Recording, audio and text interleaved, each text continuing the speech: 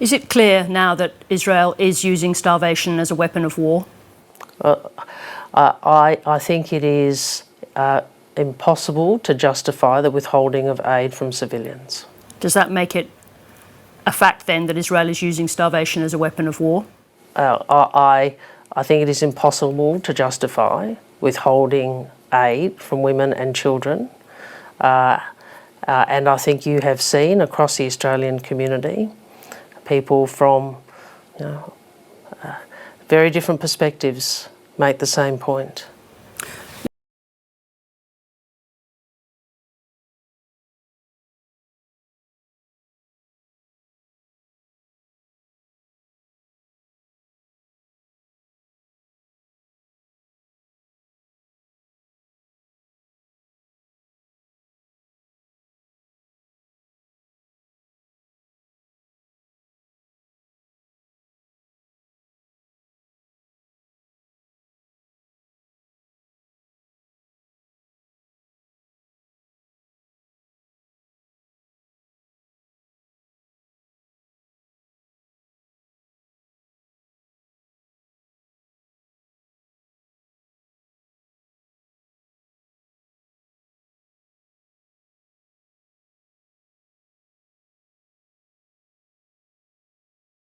I ask unanimous consent that the following senators be permitted to speak prior to the scheduled roll call vote. Senator Van Hollen for up to 10 minutes, Senator Durbin for up to 2 minutes, Senator Risch for up to 5 minutes, and Senator Sanders for up to 5 minutes. Without objection. Thank you, Mr. President. I rise to oppose the transfer of over $675 million of U.S. taxpayer money to finance 1,000-pound bombs and 20,000 fully automatic rifles and other offensive weapons to the Netanyahu government. The humanitarian situation in Gaza has gone from horrible to hell on earth. Yesterday, we reached the grisly marker of over 60,000 people killed in Gaza, over half of them women and children, and the number could be much higher. More than 133 people have died of starvation, over 80 of them children, most of them this month. Experts have been warning about the threat of famine in Gaza for months, ever since the Netanyahu government imposed a total blockade on all humanitarian assistance going into Gaza on March 2nd. This is a man-made, preventable crisis, and the solution is clear. The Netanyahu government must immediately allow the UN-led distribution system to resume delivery of aid into Gaza to avert a full-blown famine. I have long said that Israel is completely justified in its war against Hamas, which murdered over 1,200 people and seized over 250 hostages on October 7th. And we must not rest until every remaining hostage comes home, and there must be no more October 7th. But the Netanyahu government is not justified in imposing collective punishment against all of the people of Gaza to pay for the sins of Hamas. And yet that is what is going on as it uses food and humanitarian aid as a weapon of war. There are now 500,000 people facing famine-like conditions in Gaza, but they're not just numbers. Colleagues, this is an awful, awful picture. But we have to look at what's happening in Gaza. This is baby Zainab. She weighed 6.6 pounds when she was born 5 months ago. She was 4.4 pounds when she died a few days ago. Her life could have been saved with a special type of baby formula, but none of that formula can be found into Gaza. It wasn't let in. For months, the Netanyahu government has been blocking thousands of truckloads of life-saving aid that could save babies like Zainab. And yet, the Netanyahu government is denying what every human being can see, and they're denying the humanity of people suffering. Just 3 days ago, Benjamin Netanyahu said, and I quote, "There's no starvation in Gaza." Even Donald Trump, who's given Netanyahu a blank check, called out that lie. He said, "There is real starvation in Gaza. You can't fake that."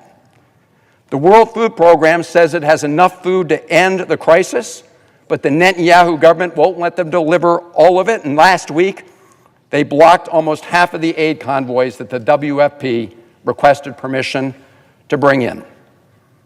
On July 27th, the editorial board of Haaretz, Israel's longest-running newspaper, wrote simply, and I quote, "Gaza is starving and Israel is responsible," unquote. This chart from the Wall Street Journal tells the story. As you can see, back here in March, the Netanyahu government imposed a total blockade for months on all food and humanitarian aid entering Gaza. After several months, they began to let a little trickle of aid in, but they did not allow the deliveries to resume through the tested distribution system that had been run by the United Nations and supported by trusted organizations like the World Food Program. Instead, they replaced it with an organization that goes by the name of the Gaza Humanitarian Foundation, but there is nothing humanitarian about it. It is a shadowy private organization backed up by mercenaries and the IDF. The food distribution blocked by Israel had over 400 aid distribution points. The GHF operation has only 4, and they're not always open. The operation has become a death trap. When you have 4 sites to feed 2 million people, it's not surprising that thousands of desperately hungry people are surging to get what they can. And as they have surged, it's well documented that many have been shot and killed, sometimes by GHF security contractors, more often by IDF forces. The UN Secretary General said, and I quote, "Any operation that channels desperate civilians into militarized zones is inherently unsafe. It's killing people," unquote. That should be obvious to all of us. And yet the Trump administration is using $30 million of U.S. taxpayer money to fund that death trap. And it's sending more taxpayer dollars to fund bombs to the Netanyahu government to continue the devastation of Gaza. Colleagues, this must end. The Netanyahu government must immediately allow U.S. tested UN distribution systems to resume operations and quickly surge food to starving people. It's important to note that the Netanyahu government claimed it was replacing the UN distribution system because Hamas was systematically diverting food intended for civilians for its own purposes. From the start, that was a pretext and a big lie. The UN distribution system had strong safeguards to prevent any significant diversion to Hamas, and they were working. Cindy McCain, the WFP, said her organization saw no evidence of any effort of Hamas to loot aid trucks. Israeli military officials told the New York Times in a story in just the last couple of weeks there's no such proof. In fact, they said, and I quote, "The UN aid delivery system was largely effective in providing food to Gaza's desperate and hungry population," unquote. An internal U.S. government analysis that just came out in the last few weeks found no evidence of systematic theft by Hamas. That was also the testimony of the former U.S. Special Envoy for Humanitarian Issues, David Satterfield. So why did Israel dismantle a system that was kind of working and replace it with one that's killing civilians as they try to get food? The simple reason is also horrifying. It's that the Israeli government wants to use food as a weapon of war and for population control. They opened 4 aid sites, mostly in the south, to displace Palestinians and move more in that direction. The Israeli government is trying to herd the Palestinian people into concentrated enclaves as a prelude to pushing them out of Gaza entirely. It's not a secret plan, colleagues. It's been right out there in the open. In fact, in February of this year, President Trump said he wanted to remove Palestinians from Gaza. And the Netanyahu government and the prime minister himself embraced the plan, which, by the way, had been previously proposed by members of his right-wing coalition. In fact, recently his heritage minister said, as others have quoted, that the government was, quote, rushing toward Gaza being wiped out and driving out the population. Colleagues, this is part of a coordinated campaign by the Netanyahu government. a government that has declared the removal of Gaza's population as a strategic goal of the war. That is ethnic cleansing by any other name, supported by American taxpayer dollars. The extremists in the Netanyahu coalition do not just have their eyes set on Gaza. As we speak, Israeli settlers are encroaching further and further into the West Bank, killing more and more Palestinians who live there. It's important to note that one of the arms sales we're discussing is the transfer of 20,000 fully automatic rifles to the Israeli National Police, headed by one of the most extreme members of the government, Ben-Gvir, somebody who handed out rifles to settlers a little while ago without having any idea where they're going. On top of that, back in February, President Trump suddenly revoked all U.S. sanctions against extremist settlers in the West Bank that had been put in place by the Biden administration. And that sent a terrible message. In just the first 6 months of this year, we've seen the highest rate of settler attacks in years. One of those happened on July 11th, when violent settlers beat to death a 20-year-old Palestinian-American citizen from Florida while he was visiting his family. His name was Saif, and he is the 7th American citizen killed in the West Bank since January 2022, and the 5th in just the last 19 months. Some killed by Israeli settlers, others by Israeli security forces. Just this week, a Palestinian activist who helped make the Oscar-winning documentary, No Other Land, was shot and killed by a violent settler who had been sanctioned under the Biden administration, the sanctions that the Trump administration withdrew. And meanwhile, on July 23rd, just a week ago, the Israeli Knesset approved a symbolic resolution that supported annexing the entire West Bank, a place where 2.7 million Palestinians live. Colleagues, for decades, peacemakers on both sides have hoped to make the West Bank and Gaza a foundation for a Palestinian state. We need to make sure that we don't support these efforts that undermine peace and security in the region. Children are starving before our eyes. Colleagues, if ever there was a time to act, it's now. It's overdue, but let's act now and support the resolutions put forward by Senator Sanders. I yield the floor.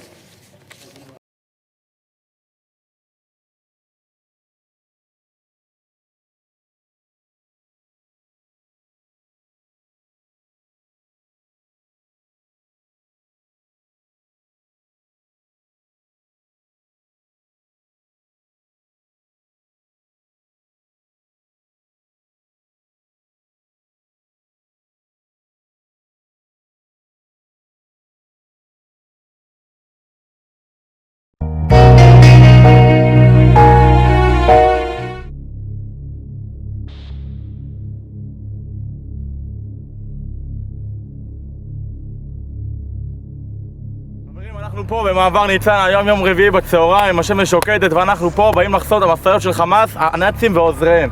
כמו שאתם רואים, אנחנו פה במקום הזה חוסמים פה את המעבר וגם בחלק השני חוסמים את המעבר. כמו שאתם רואים מרחוק, כאן המשאיות של החמאס והנאצים, והצד הזה גם כל המשאיות של העזרה של הנאצים. כל זה בעצם מפוצץ במשאיות של חמאס והעזרה שלהם. תבואו לחסום, תבואו. לחסום את המשאיות שלא ייכנסו לתוך מצרים, וממצרים זה עובר כאילו לתוך עזה, והחמאס משתלט על זה וזה כאילו מגיע לחמאס, ובהתחלה זה מצליח. הנה, עובדה שהיה אמור להיכנס מפה משאיות כבר מ-10 בבוקר ואנחנו פה ולא נותנים להם להיכנס, וכבר זה פה כבר כמה ימים המשאיות לא נכנסות, והנה זה עובד. אני חושב שצריך, לא יודע, אני חושב שצריך כולם להיות מאוחדים, ואנחנו צריכים, צריך להיכנס חזרה לעזה ולהשתלט שם על המדינה, להשתלט שתהיה מדינה שלנו. On the trailer of this truck is wheat flour for the starving and besieged people of the Gaza Strip. But this humanitarian aid and thousands more aid shipments are not making it to the Palestinians in Gaza because Israelis have decided to engage in a direct action blockade.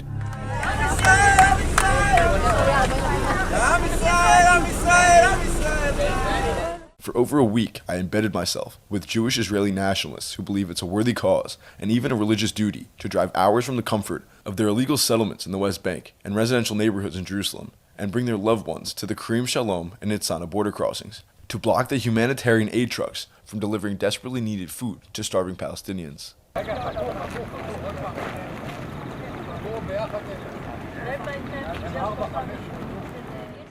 At around 6 in the morning, a bus departs from Jerusalem. It heads south, passing through the West Bank, with stops at a handful of illegal, highly militarized Israeli settlements to pick up dozens of extremist miners and bring them to the borders of Gaza and Egypt.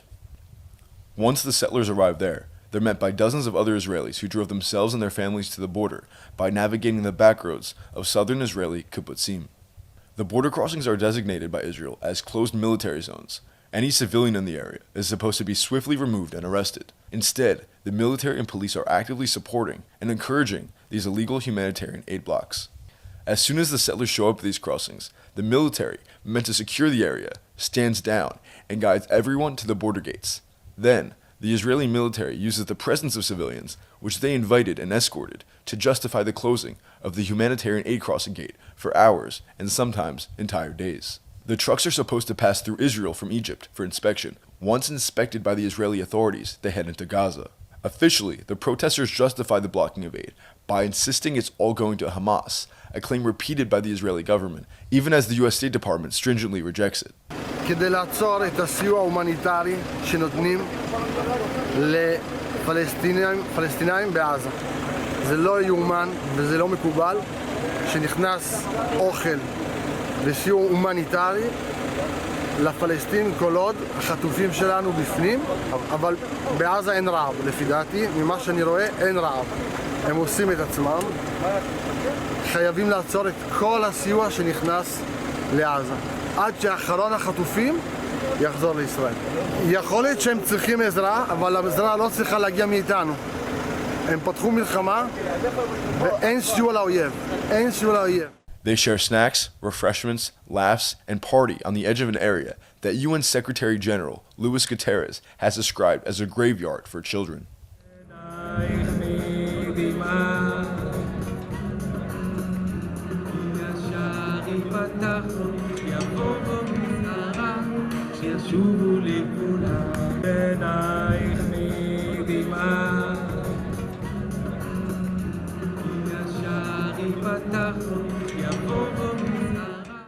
The settlers bring cotton candy mix, machine guns, pastries, their babies, prayer books, and loudspeakers.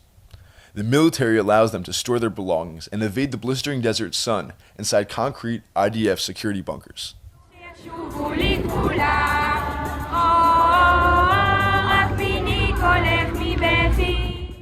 Even handicapped settlers who can't walk managed to traverse the dirt paths with crutches and wheelchairs, joining the direct action aid blockade with an escort and support from Israeli police. We give pastries for the people, for the soldiers, for the cops, for everybody. This is what we give to our people. This is really humanitarian, okay? They need to block the aid to Gaza. They need to block the gas to Gaza. Everything to block. And this is what we do every week, 2, 3, 4 times a week. What is so-called humanitarian aid to Gaza is just a joke. And the police is aware of that. And this is the reason why it is without any violence. They say, off the records, look, we are with you. So the atmosphere is nice, yeah? The people of Gaza, the population, is deeply with the Hamas. There is no difference between the Hamas and the population. The aim is here to bring the population to such a situation that they will just stand against the Hamas and say, stop, we want to eat, we want to get our life back, just release the hostages, enough is enough. At this place in Nitzana, at the boundary with Egypt, nothing, no truck crossed over for the so-called humanitarian aid to Gaza. So we are efficient, and we have to keep doing what we have to do. So no food, no nothing. No, they don't deserve it. What I care? Kill them. I don't care. Do you trust Palestinians? No. I know all about them. I don't trust them. I want them out of here. What do you think should happen to Gaza? I want to be civilized with Jews from Israel, so we can be in peace in there. This young man was present at every aid blocking action for the last 2 weeks. He was in Gaza for the first 2 months of the military operation.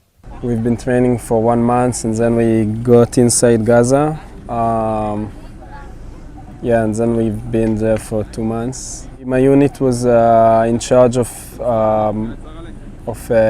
explosions. We blew up houses of terrorists, mosque, UN offices. I remember we got into some UN office that was in charge of helping families in Gaza that was affected by the war, and we destroyed it. We've been dealing with the tunnels. Were you ever in a tunnel? No, we didn't, but we have the equipment to investigate what's happening there and then to destroy it. On numerous occasions, blocking humanitarian aid was not enough for the Israelis. They had already successfully blocked the aid for the entire day, and then they began approaching the Egyptian border in order to breach it. Once there, they would attempt to attack and taunt Egyptian truck drivers. Egyptian soldiers watched impassively as the settlers tried to evade the Israeli military and get into Egypt. And even then, the military did not arrest anyone for breaking countless laws and risking a major diplomatic incident. Instead, they ushered the Israeli settlers, who had just attempted to illegally breach the border to attack Egyptians, onto a bus that drove them 300 feet up the street and then dropped them off. The police man, the head commander, came to us and said, okay, you guys came and blocked, we don't want to fight. And he said to us, I'll just lock the gate, you guys don't need to stand in the sun. We got lollipops, we got watermelon from the police. Gave you lollipops and watermelons. Yeah, watermelons, and was great with them. They essentially agree with you. They also agree that there should be no aid going Well, duh, they also have friends and family which are kidnapped and are murdered and are dying. IDF soldiers, we are the same family, we're the same nation, we have the same goals. The best way is to transfer them to Europe. Europe already accepted, past the 10 years, accepted more than 100 million refugees. I don't think that another 1.5 million refugees would make any difference for the Europeans. And as the Bible says, this place is for us, it's promised for us, so they can starve to death to pay on the things that they've done to us on the 7th of October. Though the Biden administration has given Israel all the military support it needs and then some to level much of the Gaza Strip, most Israelis seem to believe the Biden administration is holding Israel back from achieving its final solution. They perceive their humanitarian aid blocking strategy as a kind of direct action that will help the Israeli government carry out one of its key objectives, deepening the humanitarian catastrophe in Gaza and thereby forcing its population to flee, while giving the government plausible deniability. According to the protesters, the government is in a tough spot with pressure from Washington. They're not asking the government to do anything differently. They argue that they're doing what needs to be done and taking things into their own hands. I must say that I think our own government is in this specific issue is kind of in a knot, because we're allowed to continue the war only if we let supplies in. I don't even want to. I'm not even pleading to the government. People that are here are not doing that. We're here to stop the supplies, and so there'll be no political issue. We're just here to do what needs to be done. If the government or other people are not doing what they need to do, we'll do it. I have no message to anyone. We're here to do. Bibi is a puppet of Biden, because we cleaned all Gaza, except in Rafiah. We know all the live hostages are in Rafiah. Why aren't we going in there? Because Biden asked us not to. That's the only reason. There's no reason not to. Of course, we have to listen to our sugar daddy. We have to listen, to the biggest superpower in the world, because they're staying on our side, the democratic Western side. But the Israeli public doesn't want it. And we're here to make sure that until 4 o'clock, 4:30, when they close, make sure no single truck will feed our enemies while they molest, while they rape, and while they kill the hostages they took 5 months ago.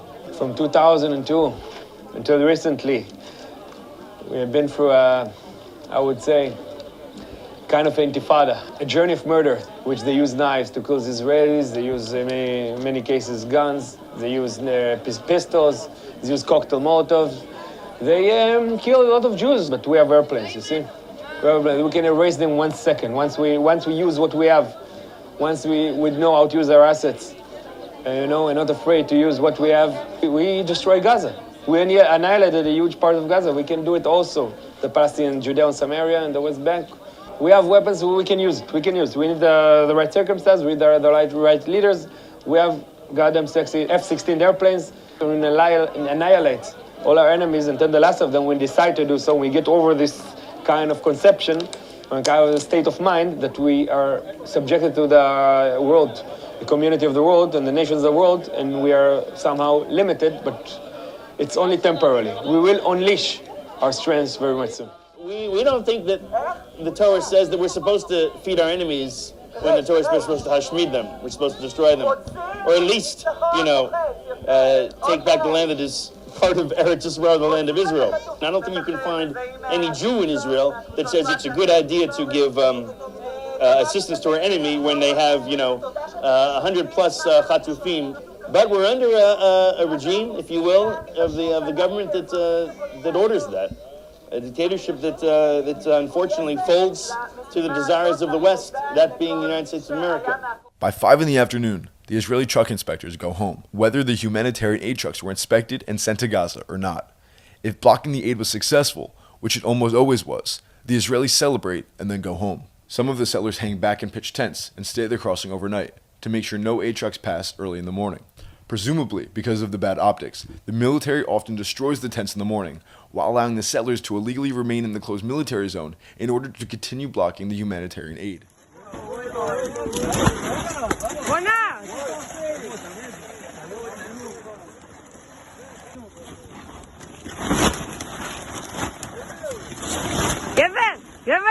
יש בתוכו בן אדם.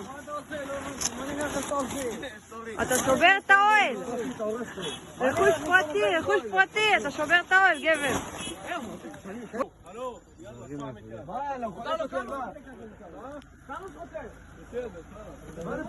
While in Israel, several settler groups embarked on marches from the southern city of Sderot into northern Gaza. These Israelis see the destruction and depopulation of Gaza as an opportunity to transform it into a beachfront, Jews-only region of Israel. We love the Gaza Strip. We can't just take a whole strip of land and say Israelis can't live there. That doesn't make sense. This is our sovereign state. Would you live there? Of course. By the beach? Oh, for sure. Yes, my husband's also talking about building. He has a yeshiva, a Talmudic institute here, so building a branch in Gaza.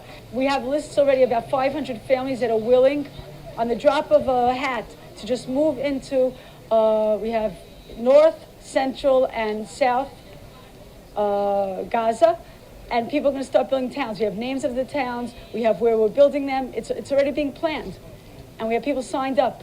You can't leave it without Jews in the Gaza Strip. It's too big a piece of land, it's too important for us to let it become Hamas town, as we call it, full of terrorists. צהריים טובים לכולם. הצעדה הזאת שמתקיימת כאן בעיר שדרות באה להגיד דבר אחד, לחזור להתיישב בחבל עזה. שהתושבים יגיעו להתיישב בחבל עזה. אנחנו דורשים, זה שנפלו לנו כל כך הרבה חיילים וכל כך הרבה אזרחים, לא מוכנים לחזור למצב שהיה, וזה מה ששווה, זה הנקמה הכי טובה שיכולה להיות, לחזור לחבל עזה, להתיישב. These Israelis got into their cars and followed each other to the Erez border crossing, a military entrance to Gaza about 1 mile west. The army would not allow them to pass certain roadblocks, so they turned off the road and finished the drive by using a maze of dirt roads through the agricultural lands of different kibbutzim. I passed several signs warning drivers that we are now in an Israeli military sniper zone. Don't worry, they won't shoot near these settlers, my translator reassured me. The Israelis arrived at the crossing and entered Gaza, where they used drills and plywood to construct symbolic wooden outposts before the army removed them for their own safety. Hey,